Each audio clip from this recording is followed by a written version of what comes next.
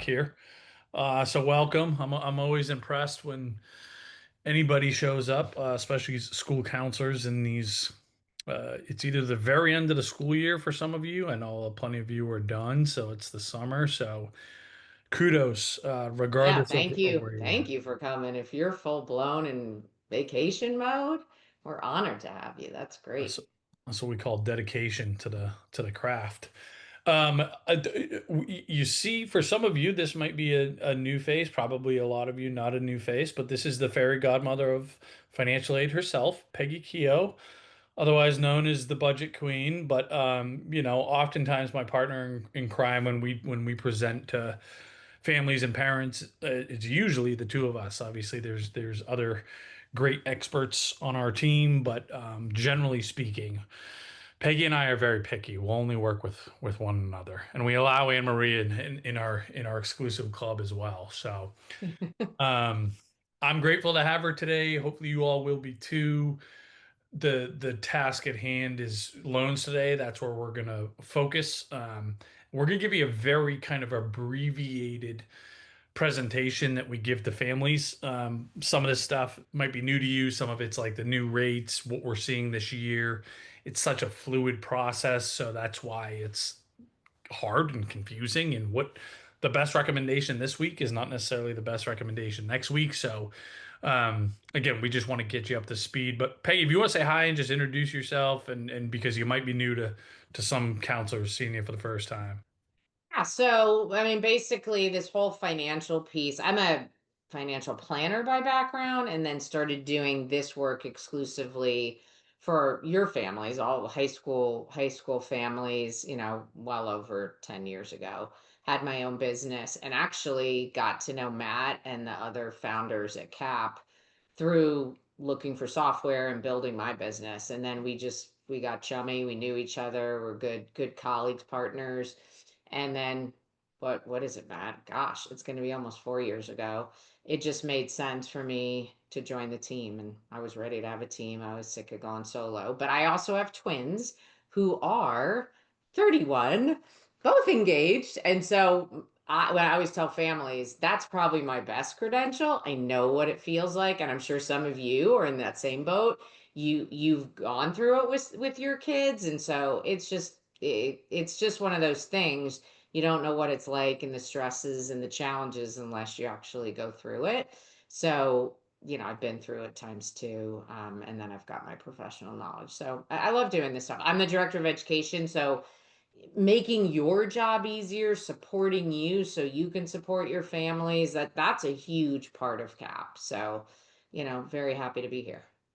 And Peggy, you know what? I forgot to mention this, but I think it's just worth for some of you. I'm sure you've kind of got, or hopefully you've heard from us in terms of our new product launch, our MyCap 2.0. So the new platform that your parents have access to now. We're pretty stoked. I mean, I don't know if you got any feedback, but if, I think from my perspective, it went smoother than we could have hoped. Really, I mean, because you know Yeah.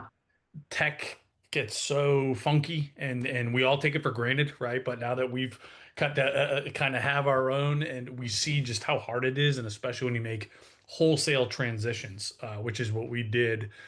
I think it went pretty stinking smooth. So credit to our CEO Kevin Degnan and all the tech team and everybody and Bill and marketing and team behind that. But if you're not familiar with that, or if you haven't seen it yet, let me give you just a 2 second tour, and then it's actually a good segue into the X's and O's of borrowing, um, because we have some solutions right within the platform, but we'll go a little bit deeper today. So this is the new kind of homepage, right? So same deal, families onboard themselves, they answer a couple questions. I think we've made the onboarding even a little bit less painful, right? Hopefully more painless. And again, this is their home dashboard. So all of our upcoming events will be here. Past events are here. They can go watch recordings, register for upcoming events. All of kind of this is almost like think of like a real-time news feed. So anything that's happening in our kind of financial aid world will again get updated real time, and we can go kind of back in time here. So this is again, I like almost like current events, right? That are housed here, and the idea is, and I think where we've made a big enhancement is just trying to make this an iteration better of like color in the numbers for every step in the process, right? We're making it easier and easier to just again follow along, get on the assembly line, and we will help you, right? So, somebody could put any college they want. Oh, sorry. Throw out some colleges, guys. What's your alma mater or your favorite college or your kid's dream school? We'll look at a couple, but I just chose Syracuse. But if you want to put a couple in the chat, we'll take a look at them. But we can add this school to the list. If I want to take a deep dive, right, we have what we consider to be the kind of most imperative information for each of these schools. Now, we're not an admissions platform. We partner with one, right? If you use Power School, we're now officially integrated with Power School with Naviance. We got a couple other partners that are in that family. We're excited to announce in the coming months. But we have the high level admission stuff here. Financial piece is where we shine, right? What's their SAI basis? How much need do they meet? How much in free money? What do they do in merit? Specifically, what is your kid going to get, if anything? And not just what's the school going to cost you the first year, but all 4 years. For every college in the country, we have every scholarship that they offer, the qualifications for each, and we're really good at projecting, well, what's your kid going to get? Right. And we know we're going to get 25 grand here. And I'll go over the other pieces, but let me just, we got some, And why don't you put in like USD? Just okay. somebody Well, put in University of San Diego. So just so you San grab one of theirs. Diego. So great part of the country. Okay, so we're going to get some meaningful discounts there. And again, if we want to kind of look at, well, why, we can kind of see, well, why are we getting these discounts here? Okay, well, we're going to get a meaningful amount of financial aid that's going to drive these, costs down really, really significantly. And then we can see again, same thing. Well, there's some merit, there's some need here. Um, and so that's again what we're among other things, what we're trying to do just right off the bat. And we can also just search based on, okay, hey, I'm just building my college list and I know my kid wants to be at a 4 year school and, they want to remain somewhat close to home. And there's, again, dozens of filters that you can put in here. But maybe we have an idea on, we want to major in communications, whatever it happens to be. And then I can filter and I can literally just go sort, well, show me which ones are going to be the least or the most affordable, right? Or who's going to give me the most in merit scholarships if I have a really high, um, if I have a really high SAI, okay, like this family does, okay, for at least for the private schools. Who's going to give me the most in need-based financial aid? I can sort by that. So pretty stinking cool. Um, we think, right? And then as we try to as we think about, okay, we got this list of schools put together. Where do they fit on kind of our family's affordability profile? How selective are they? And they can play with their budget in real time here. Well, what if we saved a little bit more? Then does that make, Loyola Marymount more affordable? That'll all update in real time. When it's time for financial aid forms, right? They just put in where they're applying, how they're applying, right? Early decision, regular decision, etc. We're going to provide deadlines. Do they require the CSS in addition to the FAFSA? Do they require IDOC or the non-custodial profile? And then line by line instructions by there she is, the fairy godmother herself, right? Through the FAFSA, through the CSS profile, right? And then the next step is when they get accepted, just like the last platform, they upload their financial aid award letters. We translate them, all those different, kind of crazy ways that award letters get presented. We put them into a uniform way, and then we tell you, how did you do? Right? And it's pretty stinking cool where we can say, okay, well, you know, um, why does this school, all they do is drag their school down here, and we give some context as to like, why do we have a very strong chance of appealing for more money at Loyola Marymount? Why is it less likely at Boston College? And we'll even tell you, here's how much money you should have got at Loyola Marymount, so you should ask for this much more, right? now we've decided where we want to go to school. This allows them to just kind of say, okay, well, here's how we're going to pay the bill. This is what it costs. This is what we got in financial aid. Here's our budget. So we have a funding gap of 27,000, right? But they can put in there, and again, this is like their sandbox, right? They can say, well, we're going to have our kid take out the federal direct student loan, which we're going to recommend for 5,500, right? And it's going to kind of instantly kind of update our deal here. And actually, we found out at graduation, the grandparents are actually coming through with, 1,500 bucks, right? So that's going to reduce, again, the funding gap further. And then whatever school we ultimately choose, right? And we can put any school in here. It's going to help us figure out again if we do have to borrow, what does that look like, right? So they can even upload their awards here. And first, we're going to always say take out the federal direct student loan for 5,500, and then we're going to have a recommendation for how to best shop within the private sector, and then check that against the states, and finally, our plus loan here. So and then again, eventually we're kind of off to college. This is think like your Spotify wrapped kind of playlist here. They'll have some pretty cool stuff at the end. So that's again a very quick tour of the platform, but just wanted to get eyes on it if it's new for some of you all. I think something else that we're really proud of, even though we put 2 years into that and ungodly amounts of money, we changed our price point, I guess, for the public, reduced it by a meaningful amount where it's $5 a month. So if you want there's a free version, but if you want all the bells and whistles of the platform, you pay $5 a month, cancel at any time, technically $4.99. If you're, and this is important for you all, if you're a free and reduced lunch family, you get on there for free, right? So you don't even pay the $5 a month. You get the premium access for free. If you're a Title One school, we can get the whole school on there. So again, if you don't partner with us already, make sure that you and I'll float the link again, but make sure you book some time with Anne Marie, and we'll show you how to get propped up here.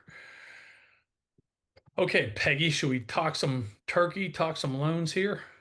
Yeah, so let me share my screen. I can start, give you a little breather there, buddy. Yeah, sure. Go ahead. Um, all right, so let me go back a slide actually.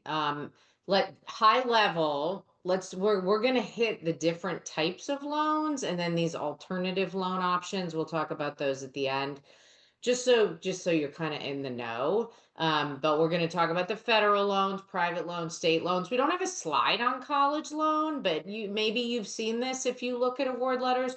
There are some schools that will put loans on an award letter, and when I've seen it, typically, I always tell families you got to do a deep dive, see what the specs of the loan are. But a lot of times they're trying to mirror the federal loans, so they're decent interest rates, etc. So that's if you see that, that's what that is.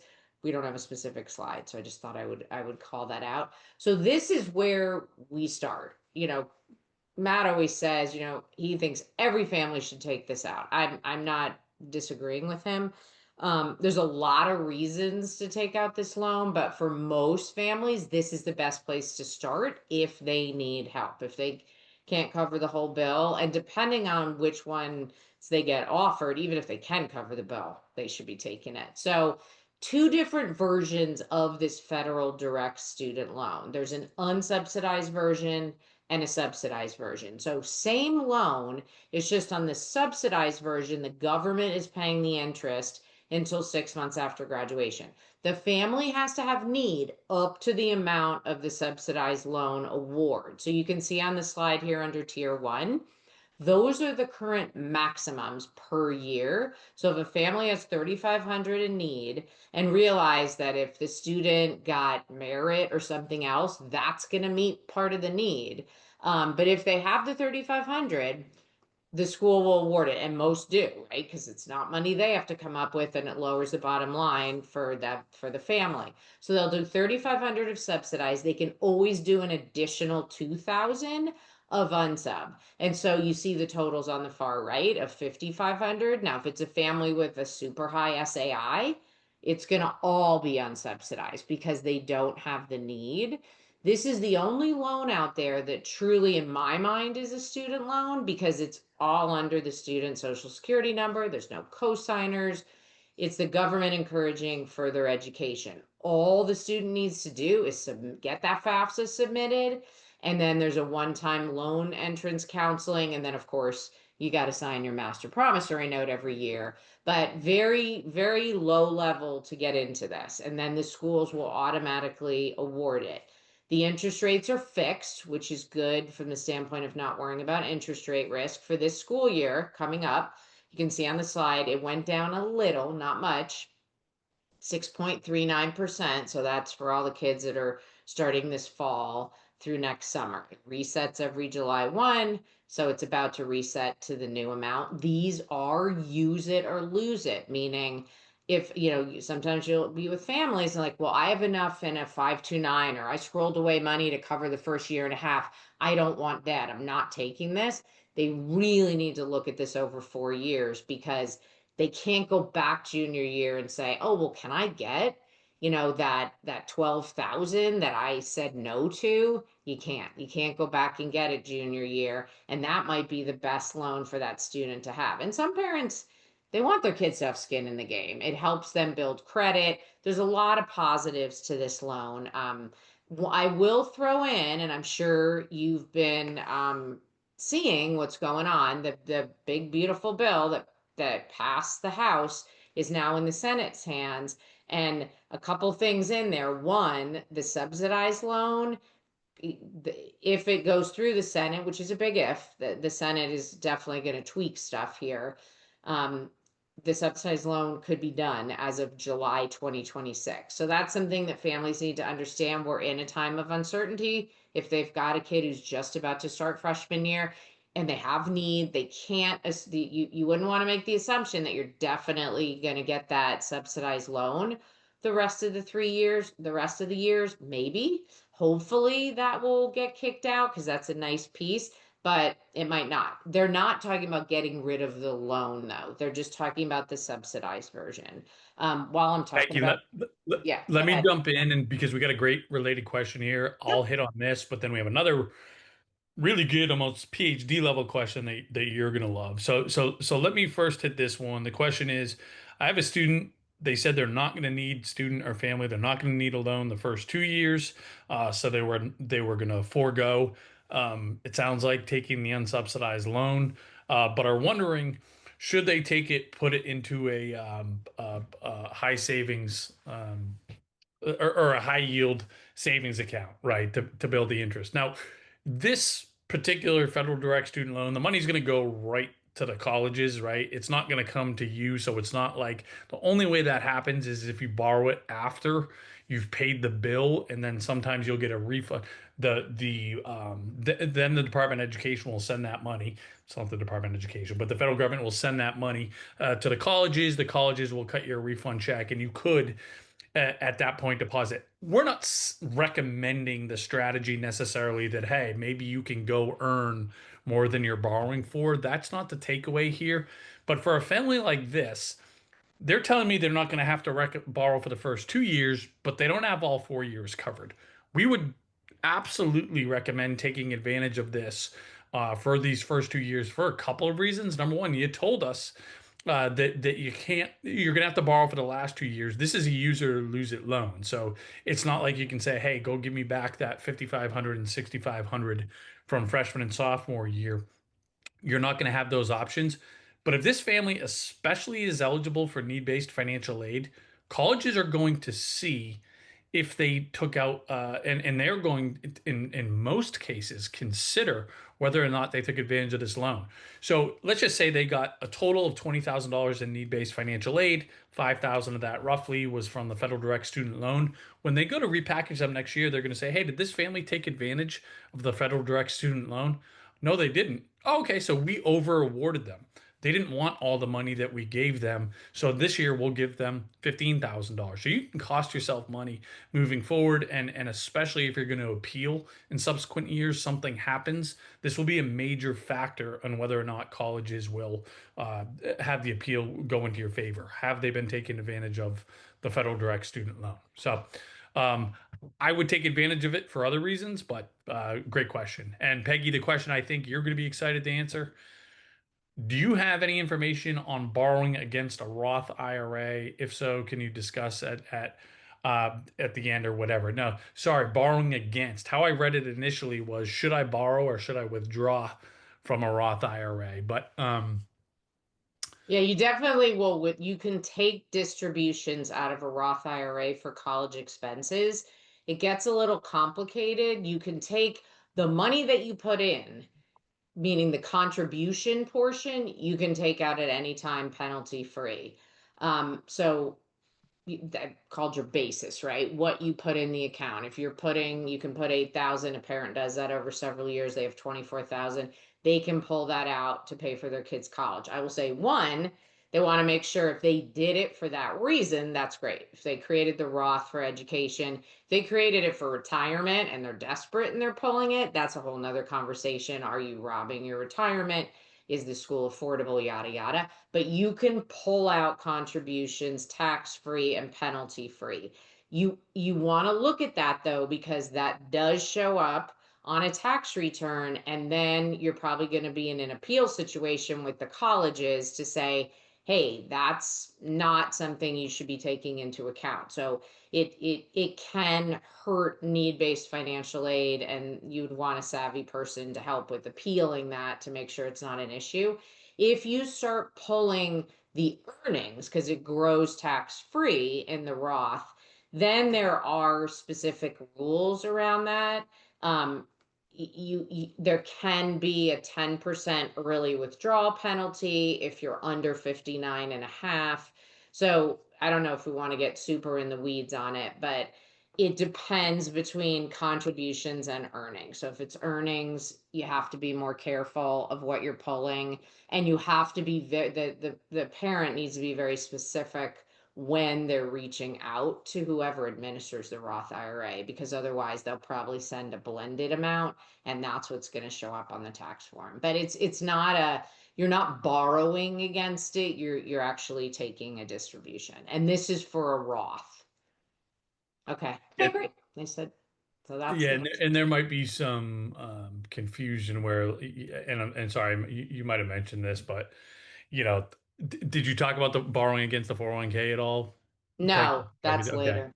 So there Yeah. might have been some, Yeah, that's a separate thing. confusion Yeah. there. That's a more, I guess, common tactic Yeah. here. So when I Yeah, talk about that, I we'll can hit on that. Yeah. make it clear, yeah, the difference. So I think we already hit all of this stuff. It did you develop a credit history for the student, which is great. I think Matt mentioned this, but when they're appealing, we have some experts on our team that have said, hey, if somebody appeals, we look and see if they took these loans. If they didn't, it's like, well, how hard up is this family? And maybe they won't be as generous or even respond positively to an appeal. So that's more of a high, PhD level insider deal. The college will never tell that to the family, but they do look at it. So, but as I said, this is usually the best place to start. And as Matt said, and I said, it is use it or lose it. You want me to hit this one and then I'll turn it over to you for the other two? Sure, sounds good. Okay, so this is the second parent loan. I mean, it's called a plus loan now, but we keep parent in there because it is a parent loan. It's one parent. So even if they're married, one parent goes on studentaid.gov, applies. It's much, much easier to get compared to the private and state loans at a good rate that Matt's going to talk about in a minute. And what colleges can currently do, there's a lot going on with what these accountability for colleges that the current administration is trying to push through. But what they can currently do on a financial aid award letter is say, we cost 70, we're giving this family 10 between different sources. The Delta 60, don't worry, mom and dad. Here's your parent loan, parent plus loan for 60, and then they'll show zero. It's covered. But in fact, 60,000 of it is a loan for year one. So this is where parents get in trouble. And I could tell you stories, and so could Matt, of families that I'm shocked get approved. It's easier. It's easier to get approved. And so this really does allow people to get in hot water. So they want to be really careful with this one, even if they have a handshake agreement with their kid that like, I'm not paying this, they are. That one person that's on that loan is on the hook for it. You can see on this slide, much higher interest rate, almost 9%. It dropped a little. Just like the direct, it's fixed and it's every July it resets. So it went from like 9.08 down. Huge origination fee, almost four and a quarter. Whereas the student loan, the direct loan is a little over 1%, which is more reasonable. So that just comes right off the top before they get their funds. Matt in the past has talked about strategies with forgiveness programs. You want to be really careful with that now. The plus loan is in the big beautiful bill. The forgiveness programs could be gonzo. You know, the talk track for McMahon, who runs the Department of Ed now, is we want to be out of the loan game. So I wouldn't be surprised that these aren't going away. They're capping them, how much families can take, which isn't necessarily a bad thing. But this is how they look for this coming fall. But this whole conversation has to be, we have to, as professionals, we have to constantly be telling families, you've got to be ready for changes, depending on what happens with this bill, and then even what can happen later, right? Even when that bill passes, whatever form it passes in, there could be more things that could come out of the current administration. I think I covered all of this. Yeah, any, students can pay back the loan, but there's no formal deal here. So I personally am not a huge fan of this loan. I feel I've seen too many families use it when they're picking a school that truly isn't affordable, and they're burying themselves when they multiply what they're doing times four. So I'm just very, very careful about this loan. All right, I'm going to turn it over to you, Matt. Yeah, Peg and I talk a lot about it, that loan specifically. And by the way, if you guys don't listen to our podcast, I recommend it. It's a quirky name. It's called College with an exclamation point. College.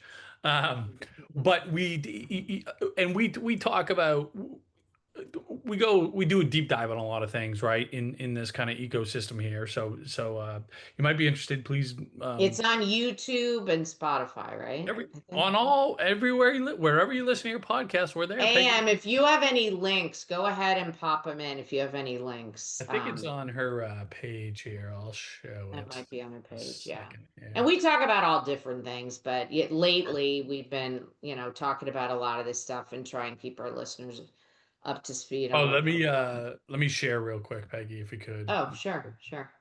Oh, And because yeah. actually the name came from Animal House, Belushi. We even have sweatshirts that say college on them, like Belushi in Oh, Animal where'd it House. go? There you go. Oh, this is just for the I was looking for. Oh, here we go. So this link here, guys, is just, book some time with Anne Marie to learn more about us. But on here you can also um look at these Listen now, lovebirds. yeah. Look at these lovebirds. Yeah, there's our we got our fancy swag and everything. Um, but some of the things we talk about is just like more at a meta level. This higher education system in general, and I think it's fascinating. I think Peg does too. So we nerd out on it, a lot of this stuff. But we talk about the fact that most people that have taken a close look at colleges just skyrocketing costs, the biggest culprit, they'll argue, of course, there's plenty of variables, but is the plus loan itself. So that's just like really, it's interesting, I think. So we talk And about it's also, the podcast is for parents too. It's not just a professional. So share it with like the last two episodes we talked about stuff, and then I did a more deep dive two different times about 529s, because we were getting feedback that parents wanted to hear about that. So we just kind of hit everything and give them some good education. So let me yeah. reshare here. Okay, so in my opinion, state loan programs are probably the most underutilized, or at least talked about options when it comes to loans. And for a lot of families, they're going to be the best solution. A couple things to talk about here. These are, of course, there's a variation among states, but generally speaking, these are your more traditional student loans where the student is a borrower, the parent is a co-signer. We're both on the hook for this thing, and they operate more like the private student sector than the federal Government loans. A couple noteworthy things here. Not all states have a program, right? And sometimes they change from year to year. On average, we'll have 18 to 22 states, a little bit less than half that will have a program that you can utilize. Um, but to go a little bit further there, number one, you can use the loan if you live in the state or your kid goes to school in the state, right? So up in my neck of the woods in Vermont, for example, they got a great, state program called VSAC. If I lived in Burlington, Vermont, I'm a Vermont resident. I can use VSAC's loan if that was the best fit for my family. If my kid went in-state, out-of-state, public school, private school, doesn't matter. I'm a Vermont resident. I have access to it. Let's say I'm a Arizona resident, right? Like Peggy now, and I went out to Middlebury to go to school in Vermont. Well, even though I'm an Arizona resident, since I'm going to college in Middlebury, I can take advantage of that program. For just about all states, that's the two ways that you can have access to them. The three big caveats here are Rhode Island, Mass, and of all places, Iowa. These guys are unique because anybody, regardless of where you live, regardless of where your kid goes to school, can borrow through these states' programs.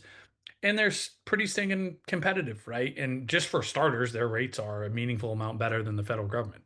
Again, they have some like all lenders, there's cons as well, but it's just something that we always like to bring to families and attention because unless you live in a Massachusetts actually does a pretty good job marketing. They have a big marketing budget, so Mass residents oftentimes hear about our state loans here. But most people just don't know this is even a thing, right? And of course, most states don't have Sally Mae's, marketing budgets. Okay, Peggy. Okay, so private student loans, just a couple talking points here. Again, this is what we think of as our more traditional, loans that maybe, some of you all used in college where the student is kind of the borrower, the parent is there as a safety net, as the co-signer. And this is a little bit of the wild, wild west here where, we have a bunch of different private lenders competing for borrowers' a business, right? But how competitive or not a loan is going to be is almost entirely, you know what, I shouldn't say almost entirely, but it has a ton to do with the co-signers' credit and their debt to income ratio and these types of variables. That's going to determine whether we get a really competitive rate. Maybe it's even below 4%, right? If we have this really, really strong application, all the way up to maybe the lender approved us, but just by the skin of our teeth. So as a result, they see us as a big credit risk and we're going to pay 16%, 18%, right? Oftentimes, the introductory rates in the private lender market is also variable. So sometimes parents can mistakenly say, like, oh, this is a really attractive interest rate. Boom, let's go. But buried in the fine print, this is a variable rate that changes quarterly that might have really high caps, right? Just about all the private lenders also offer a fixed rate, but usually the introductory fixed rate is a little bit higher than variable. So we just got to be extra careful. What am I signing up for? If I want to go the variable rate, if that's my cup of tea, I at least want to understand that going eyes wide open.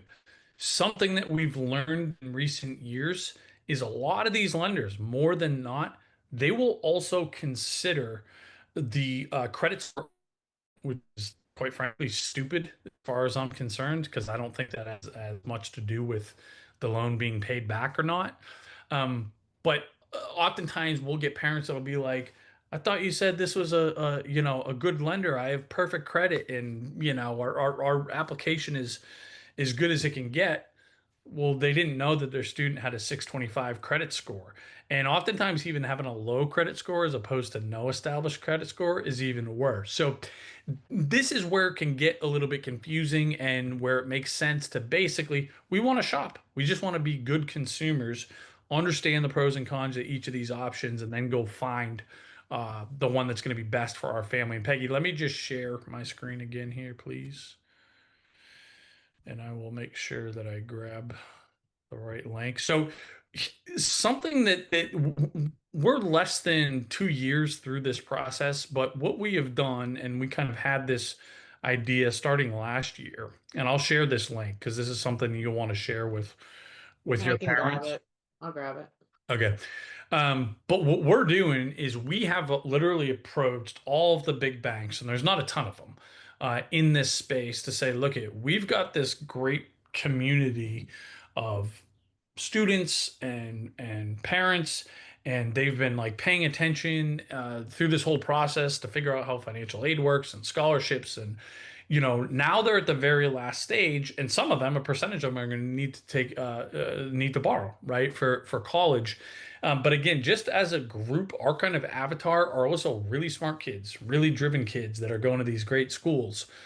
And so we're trying to leverage the power of our community and say, can you, if we can prove that a family, student, parent came through our channels, can they get preferential treatment because we think they deserve it? And we've had varying. What we're ultimately trying to do is say, if you come from College Aid Pro, can you get a better rate, right? Can we get discounts right off the rate for our families? We're not all the way there yet, although we've made some meaningful progress. But some of these lenders are starting to kind of believe us and listen to us and get some type of preferential treatment here, which again is what we're trying to do. Ascent has been the lender that we've had the most success with because a lot of it is their transparency. They will tell us if somebody comes through your channels and you're not, or they think the rate is wonky or they got a much better rate from somebody else, we will at least explain why and be transparent, not a black box like some of these lenders, just like some of the colleges are, right? This transparency thing that we're struggling with all the stakeholders. Here. But these guys, we like them because they have a dedicated support personnel. College Aid Pro has their own phone number, email, and again, they'll give this kind of, I don't know, more transparent feedback for anybody that feels like they didn't get an appropriate deal here. They have a soft credit pull, which we like. So to get an idea what your rate is going to be, you don't have to get your credit score dinged, which some borrowers or some lenders do that. And then we want you to check out a couple other of the private lenders, right? And then compare these next to your state options, whether it's your state or the three states that are available to everybody. And then finally, if we're all in double digits there, which can happen, right? And maybe we get the plus loan is the best option. But we've tried to be like, look, everybody start with a federal direct student loan, check out these guys, and then these are kind of the step by step, color by number um, steps to follow to help figure out what your family's best rate is. Because what makes this part tricky is that there is no one size fits all, right? That's why we can't say Ascent's going to be the best for everybody, or SoFi is going to be the best for, or the plus loan, whatever it happens to be. But if you follow these steps, you're going to find out what the best move is for your family, and that's something that we feel really confident with. So great resource to share. And yeah, that's that. All right. So let's we can wrap up here. So as promised, I'm just going to take a minute and talk about those other what we were calling alternative loan options. So home equity. So you might have some families where they're sitting on they might own their home free and clear. They have a lot of equity in their home, the value minus mortgages or HELOCs. This used to be a strategy that Matt and I mean, I was implementing these hand over fist years ago, right? Because interest rates were low. Families would come to me, their mortgage was 2% higher. I said, forget about college. You need to refi anyways from a planning standpoint. But when you refi, you might be able to pull some cash out. Your principal and interest payment will go down. You can pull some cash out, use it for college. It's different now, right? We all know loan rates, mortgage rates are they're much, much higher. So hopefully none of your families are sitting on mortgage interest that's like at 8%. If they are, then maybe they should do something like this, but most people aren't, right? They've got nice rates locked in, they don't want to mess with them. But people need to realize there's a home equity line of credit That again, interest rates are higher on that right now, and it's almost always variable, but just planting the seed. This is an option. And as I'm sure a lot of you know, the CSS profile schools actually look at that bucket. Some of them literally look at it as a checking or savings account that the parents can tap, not that they have to, but they can, and some people have come to us and it's like, that's part of my strategy, so anyways, that's an option. Matt mentioned this earlier with the Roth question. That's take a distribution potentially. Some people with their 401k plans, if it's in the plan that you can take a loan off of your 401k.